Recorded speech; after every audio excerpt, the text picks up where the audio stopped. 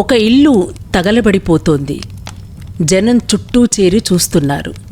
యజమాని దూరంగా నిల్చుని రోధిస్తున్నాడు. ఎంతో అందమైన ఇల్లు.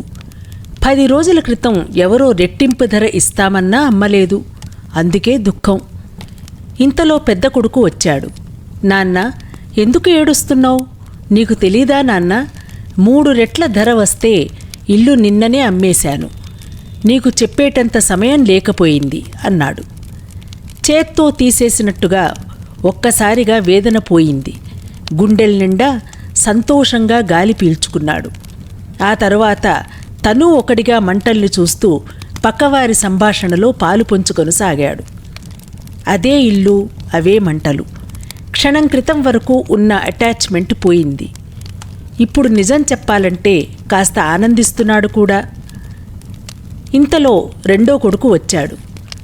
నువ్వు సంతకం పెట్టకుండా అమ్మకం ఎలా పూర్తవుతుంది నాన్న? ఆ మాత్రం తెలీదా అన్నాడు. అంతే. తిరిగి దుఃఖం చుట్టుముట్టింది. కళ్ళల్లో నీళ్లు ఎగజిమ్మాయి. అక్కడే కుప్పకూలిపోయాడు.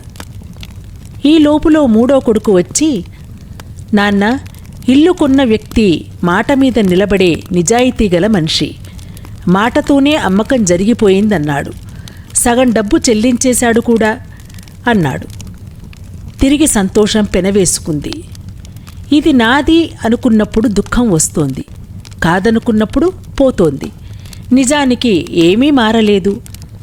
ఇదే బుద్ధుడు చెప్పిన నిర్వికార నిర్వాణ యోగం.